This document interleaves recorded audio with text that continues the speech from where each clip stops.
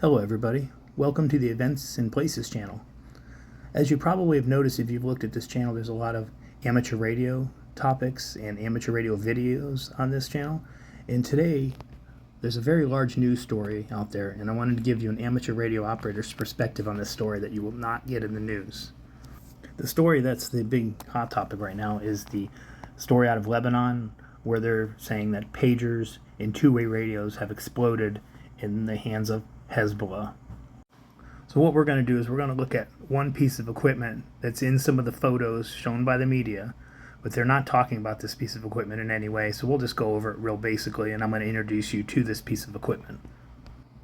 So what we're looking at currently is the picture used by the media on their news stories, and this is showing one of the devices, which would be the two-way radio that has been exploded. The radio found in these pictures is the ICOM IC V82. This radio is a true amateur radio. It is not a business radio, not a military radio. And basically what is done to operate this is you simply turn it on, dial your frequency in, and then start talking. In the field, it would be very easy to change your frequency to hide from somebody while using this product. So now let's look at that media photo again. What we're going to focus in on is the piece of equipment in the center front that says ICOM. And what we're looking at here in this picture is the very top front of the ICOM radio. And here's a picture of the ICOM radio intact, where you can see the same piece just intact. All right, let's look at the media photo again, and we're going to now focus in on the base of the radio, which has a little bit of the view of the front of the radio.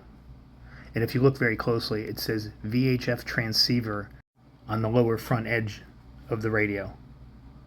And here's a straight-on picture of the base of the radio. All right, we're back to our media photo, and now we're going to focus in on another piece of equipment that's on the left of the media photo. This is going to be our charger. The charger is known as a BC144N. I find it also interesting that in the media photo, the charger is destroyed as well. That tells me that this two-way radio most likely was not being worn at the time of the incident. We're going to look at the media photo again, and now we're going to focus in on a small piece of metal that's located on the left side center of the photo. This is the antenna connection point known as a BNC connector, which is clearly destroyed in that photo. Now we're back to the media photo, and I want to focus in on a part that's kind of in the upper left-hand corner of the photo. This piece is very interesting to me because on the IC-V82, there is no batteries that extend out this far. So it appears that this would have been a part that was tampered with. So most likely there was something added into that battery pack which may have caused the issues that occurred. And here you can see a typical battery found on the IC-V82. It does not extend past the back of the radio in any way. And the next thing we're going to look at here is the actual back of the radio where the battery presses up against. The media is saying that this is made in Japan, and here we see evidence that the sticker shows this IC-V82 is made in Japan. And the last thing we're going to look at here is a picture of a Apollo pager, which is an AR-924. And the media is reporting that the pagers that were involved in the incident are Apollo AR-924s. And looking at this pager, it appears the dimensions of the pager do appear to be a little larger, probably to fit comfortably in the hand.